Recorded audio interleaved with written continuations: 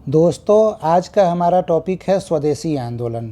अभी तक हमने पिछले वीडियो में भारतीय राष्ट्रीय कांग्रेस की स्थापना तथा उसके 1905 तक उसके द्वारा किए गए कार्यों के बारे में चर्चा कर चुके हैं। अभी आज के इस वीडियो में हम लोग बंगाल विभाजन के बाद स्वदेशी आंदोलन और फिर कांग्रेस का विभाजन, इसके बारे में इतना चर्चा करेंगे जिससे हमारे प्रीलिम्स में कोई भी प्रश्न आए तो हम उसे बनाने की स्थिति में रहे। प्रीलिम्स किस एग्ज़ाम का, तो यूपीएससी और किसी भी स्टेट पीसीएस तथा कोई भी ऐसा ऑब्जेक्टिव एग्ज़ाम जैसे रेलवे का, एसएससी का, किसी भी एग्ज़ाम में यदि आप इस वीडियो को सुनकर जाएंगे तो स्वदेशी आंदोलन से संबंधित सारे प्रश्न को बनाने की स्थिति में आप लोग रहेंगे। आइए शुरुआत करते हैं। स्वदेशी आंदोलन का कारण क्या था? तो स्वदेशी आंदोलन का कारण था बंगाल विभाजन। 1905 ईस्वी में वायसराय था करजन के द्वारा कहा गया कि प्रशासनिक स्थिति से बंगाल इतना बड़ा क्षेत्र है कि उसका प्रशासन करना संभव नहीं है और इसके लिए हम इसका विभाजन कर देंगे। ठीक है, और इस विभाजन की घोषणा की जाती है 19 जुलाई 1905 ईस्वी को। विभाजन करने के पीछे रीजन तो ये बोला जाता है कि प्रशासनिक आधार पे ये बहुत बड़ा क्षेत्र है, पर वास्तविक रीजन कुछ और रहता है। वास्तविक रीजन ये रहता है कि भारत में खास करके बंगाल के क्षेत्र में जो राष्ट्रवादी घटनाक्रम बढ़ रहा था उस पे अंकुश लगाने के लिए इस प्रकार से बंगाल का विभाजन किया जाता है कि एक क्षेत्र धर्म के आधार पे बांट दिया जाए और दूसरा क्षेत्र भाषा के आधार पे बांट दिया जाए। जैसे कि ये बंगाल है तो उस समय पूर्वी बंगाल और पश्चिमी बंगाल में बांट दिया जाता है। पूर्वी बंगाल को धर्म के आधार पे बांटा जाता है और पश्चिमी बंगाल को भाषा के आधार पे। कैसे होता है? तो पूर्वी बंगाल में ये मुस्लिम बहुल इलाका रहता है और क्षेत्रों का विभाजन इस प्रकार से किया जाता है कि यहाँ पे लगभग 1,80,00,000 मुसलमान हो और 1,20,00,000 हिंदू हो। उस समय का जो बंगाल था उसके अंतर्गत वर्तमान का पश्चिम बंगाल, उड़ीसा, बिहार, झारखंड, असम तथा बांग्लादेश का क्षेत्र आता था। ठीक है, तो ये जो पूर्वी बंगाल की बात हो रही है इसमें मुख्यतः बांग्लादेश का क्षेत्र और असम का क्षेत्र आएगा, जबकि पश्चिम बंगाल में उड़ीसा, बिहार, झारखंड तथा पश्चिम बंगाल का क्षेत्र आएगा। ठीक है, जो वर्तमान में पश्चिम बंगाल है वो। तो पूर्वी बंगाल में आपने क्या देखा कि 1,80,00,000 मुस्लिम हो गए और 1,20,00,000 हिंदू हो गए। तो यहाँ पे हिंदुओं को धर्म के आधार पे कमज़ोर कर दिया गया। जबकि जब पश्चिमी बंगाल की बात करते हैं तो पश्चिम बंगाल में 1,70,00,000 बंगाली बोलने वाले थे, जबकि 3,70,00,000 व्यक्ति ऐसे थे जो उड़िया बोलते थे या फिर हिंदी भाषा बोलते थे। तो आपने यहाँ देखा कि यहाँ पे भाषा के आधार पे कमज़ोर किया गया बंगालियों को और इस क्षेत्र में धर्म के आधार पे कमज़ोर किया गया। क्लियर हो गई इतनी बातें? तो ये मुख्य पर्पस था कि किसी भी प्रकार से भारत में जो राष्ट्रवादी घटनाक्रम बड़ी तीव्र गति से बंगाल में बढ़ रहा था उसको नियंत्रित करने के लिए बंगाल का विभाजन किया गया, लेकिन बताया गया कि प्रशासनिक आधार पे किया जा रहा है। ठीक है, इसके बाद बंगाल विभाजन के विरोध में 7 अगस्त 1905 को स्वदेशी आंदोलन की घोषणा की जाती है। कहाँ पर? कलकत्ता में टाउन हॉल में। ये याद रखिएगा। ये डेट जो है, ये 3 डेट काफ़ी महत्वपूर्ण है। 19 जुलाई 1905 बंगाल विभाजन की घोषणा होती है। बंगाल विभाजन के विरोध में 7 अगस्त 1905 को स्वदेशी आंदोलन की घोषणा की जाती है और 16 अक्टूबर 1905 वो दिन है जिस दिन बंगाल विभाजन को लागू कर दिया जाता है। जिस दिन बंगाल विभाजन को लागू किया जाता है इस दिन पूरे बंगाल में शोक दिवस के रूप में मनाया जाता है।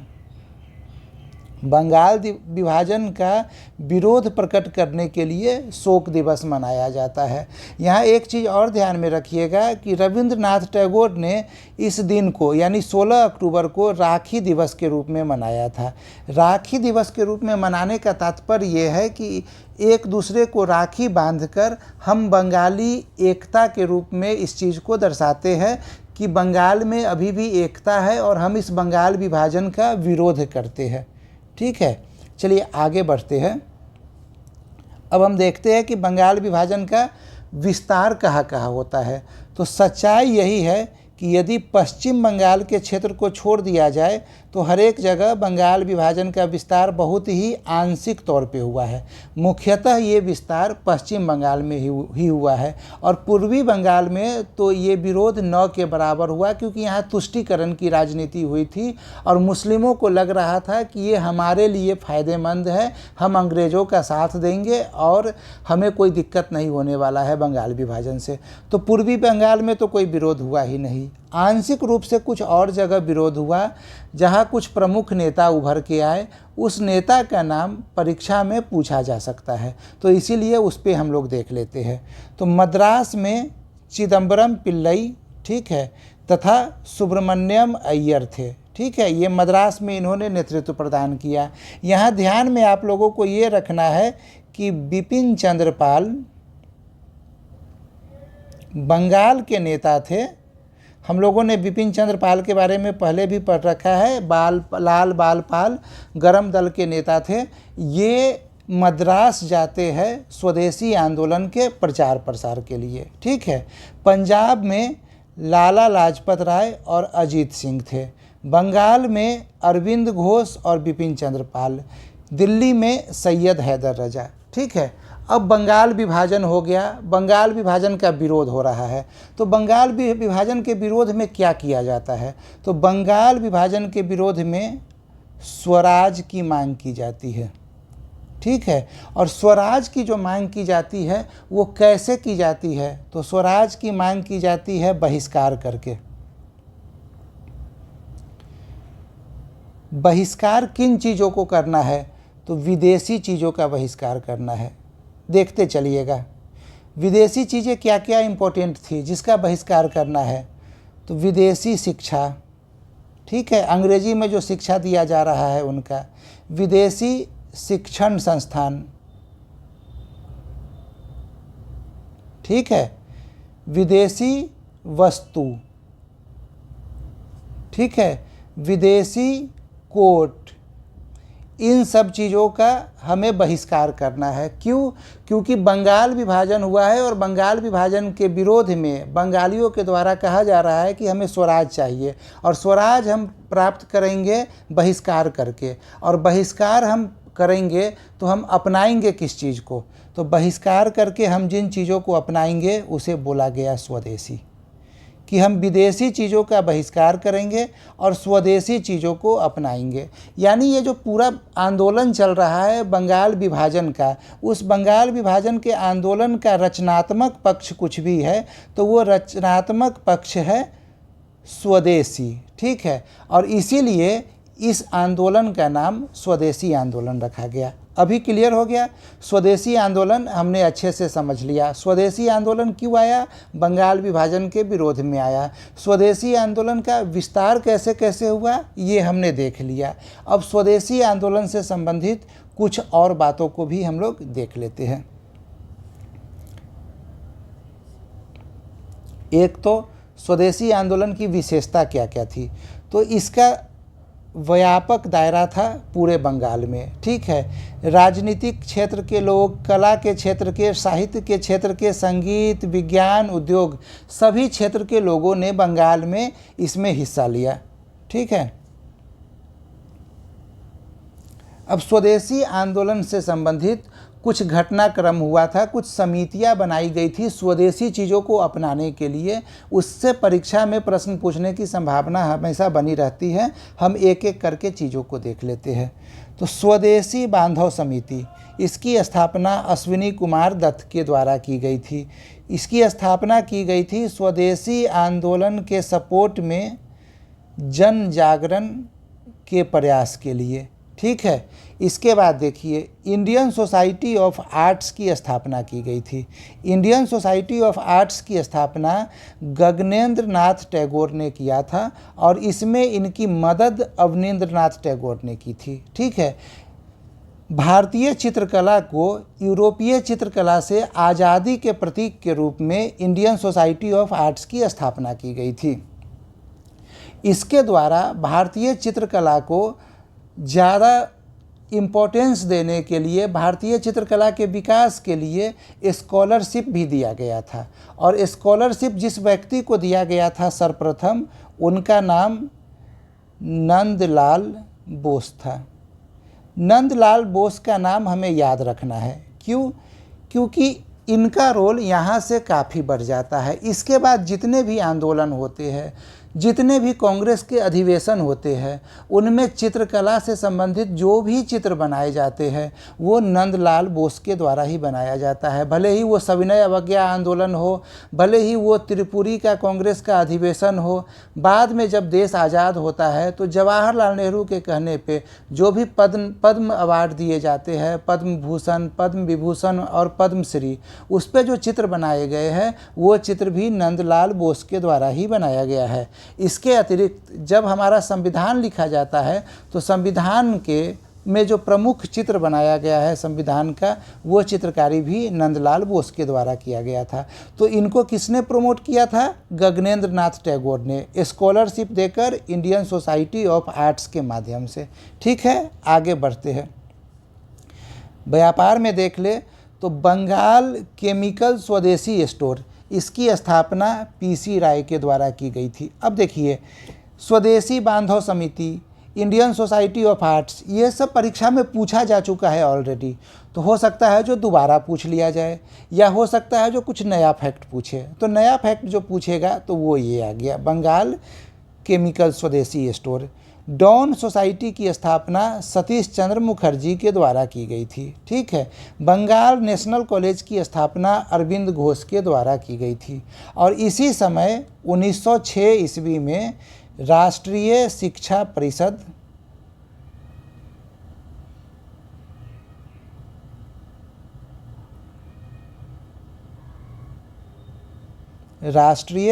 परिषद का गठन किया गया था। ठीक है। ये भी बिहार में एक बार पूछा हुआ सवाल है, आगे भी पूछा जा सकता है, तो ध्यान रखिएगा। रविंद्रनाथ टैगोर के बारे में शुरू में ही बात हो गई है, राखी दिवस के रूप में राखी बांधा गया। ठीक है। तो आप लोग ध्यान रखिएगा कि यही वो समय है जब रविंद्रनाथ टैगोर ने आमार सोनार बांग्ला गाना लिखा था। आमार सोनार बांग्ला गाना, जो बाद में जब बांग्लादेश बनता है तो ये बांग्लादेश का राष्ट्रीय गीत हो जाता है। ठीक है, आगे बढ़ते हैं। अब देखते हैं, हम लोग देखते हैं स्वदेशी आंदोलन के दौरान 1905, 1906 और 1907 में कांग्रेस का अधिवेशन कहाँ होता है। तो 1905 में कांग्रेस का अधिवेशन होता है बनारस में। ये बंगाल गलत लिखा गया है, बनारस में। अध्यक्षता करते हैं गोपाल कृष्ण गोखले और इसमें स्वराज की मांग की जाती है, लेकिन इस अधिवेशन में ये प्रस्ताव पारित नहीं होता है। आगे जब 1906 का अधिवेशन होता है तो 1906 का अधिवेशन कलकत्ता में होता है। इसमें सबसे बड़ा प्रॉब्लम क्या है 1906 के अधिवेशन से, जो नरम दल और गरम दल के बीच में टकराव होने लगता है। टकराव के पीछे मुख्य रीज़न क्या है? तो मुख्य रीज़न ये है कि गरम दल वाले चाहते हैं कि हमारे तरफ से कोई व्यक्ति कांग्रेस का अध्यक्ष बनेगा। ठीक है, बाल गंगाधर तिलक को कांग्रेस का अध्यक्ष बनाने की बात कही जाती है। नरम दल वाले इसका विरोध करते हैं और नरम दल वाले दादा भाई नौरोजी का नाम लेकर सामने आते हैं। चूँकि इनका कद इतना बड़ा था कि इनके नाम के आगे गरम दल वाले शांत हो जाते हैं और दादा भाई नौरोजी को कांग्रेस के इस अधिवेशन की अध्यक्षता दे दी जाती है। कलकत्ता में ये अधिवेशन होता है और गरम दल के कहने पे ही इस प्रस्ताव को स्वीकार किया जाता है। और जो प्रस्ताव 4 स्वीकार किया जाता है वो है स्वराज, स्वदेशी, बहिष्कार तथा राष्ट्रीय शिक्षा। ध्यान में रखिएगा, 1905 में सिर्फ स्वराज की मांग की गई थी, लेकिन कांग्रेस के द्वारा स्वराज के प्रस्ताव को पारित कब किया गया, तो 1906 में। ऑलरेडी यूपीएससी तथा अन्य स्टेट पीसीएस में ये सवाल पूछा जा चुका है, तो ये ध्यान में रखिएगा कि स्वराज, स्वदेशी, बहिष्कार और राष्ट्रीय शिक्षा। बहिष्कार मतलब ध्यान रखिएगा विदेशी वस्तुओं के बहिष्कार की बात हो रही है, और राष्ट्रीय शिक्षा, ये प्रस्ताव 1906 में पारित हो जाता है। किसके कहने पे ये प्रस्ताव पारित होता है, तो गरम दल के कहने पे। ठीक है, गरम दल के कहने पे। ये बातें हो गई। अब 1906 का कांग्रेस का अधिवेशन तो समाप्त हो जाता है। अब 1907 में आते हैं। 1907 के कांग्रेस के अधिवेशन होता है सूरत में, और इसी अधिवेशन में कांग्रेस का विभाजन हो जाता है। विभाजन के पीछे मेन रीजन क्या है, दो प्रमुख रीजन है, वो ध्यान में रखिएगा। फिर से गरम दल वाले चाहते हैं कि हमारी तरफ से लाला लाजपत राय को कांग्रेस का अध्यक्ष बनाया जाए। ठीक है, लाला लाजपत राय को कांग्रेस का अध्यक्ष बनाया जाए, लेकिन ये बात सूरत अधिवेशन में नहीं माना जाता है, और रास बिहारी घोष को कांग्रेस का अध्यक्ष बनाया जाता है। आप लोग ध्यान में रखिएगा, रास बिहारी घोष और रास बिहारी बोस में काफ़ी अंतर है। रास बिहारी बोस क्रांतिकारी आंदोलन से जुड़े हुए हैं, जबकि रास बिहारी घोष नरमपंथी दल के एक प्रमुख नेता थे। ठीक है, तो रास बिहारी घोष के नाम पे गरम दल वाले नहीं तैयार हो पाते हैं कि इनका ये जो अध्यक्ष बनेंगे, तो इस बात को नहीं माना जाता है। ठीक है, एक दूसरी बात भी होती है। एक तो लाला लाजपत राय का नाम हो गया, दूसरी बात यह है कि गरम दल वाले चाहते हैं कि अब स्वदेशी आंदोलन का विस्तार बंगाल से बाहर भी हो। ठीक है, क्योंकि उनकी नीति अनुनय विनय की नहीं थी। उनकी नीति ये थी कि हमें जनता का सपोर्ट लेना है और जनता का सपोर्ट लेकर विरोध करना है, जबकि नरमपंथियों की नीति जो है वो अनुनय विनय की नीति थी। और अनुनय विनय में अब उनका ये कहना था कि बहुत हो गया आंदोलन, हमने इतना दिन आंदोलन कर लिया, बहुत हो गया, अब आंदोलन को सीमित करके धीरे धीरे समाप्त कर दिया जाए। ये नरमपंथियों का कहना था। और गरमपंथियों का कहना था कि अभी तो आंदोलन को और विस्तार करना है, तभी तो अंग्रेज़ों पे दबाव बन पाएगा। तो ये दूसरा रीजन था जिस वजह से कांग्रेस का सूरत में विभाजन होता है। तो इन दोनों बातों पे मतभेद होती है और फाइनली विभाजन हो जाता है। जब ये विभाजन होता है, विभाजन के बाद क्रांतिकारी आंदोलन का प्रथम चरण शुरू हो जाता है। एकाएक सूरत में कांग्रेस के विभाजन के बाद स्वदेशी आंदोलन ठप पड़ जाता है। अंग्रेज़ों के द्वारा काफ़ी दमन किया जाता है, और जो लोग सक्रिय रूप से इस आंदोलन में से जुड़े हुए थे वो खुद को छले हुए महसूस करते हैं, और फिर वो हथियार का सहारा लेते हैं और क्रांतिकारी आंदोलन की शुरुआत होती है। ऐसा नहीं है कि क्रांतिकारी आंदोलन की शुरुआत 1907 से ही होती है, इससे पहले भी क्रांतिकारी आंदोलन की शुरुआत हो चुकी है। अगले वीडियो में जब हम लोग मिलेंगे तो क्रांतिकारी आंदोलन के प्रथम चरण भारत में तथा विदेश में, इसके बारे में एक एक करके चर्चा करेंगे। आप लोगों को उम्मीद करता हूँ वीडियो पसंद आया होगा। अगले वीडियो में फिर से मिलते हैं। धन्यवाद।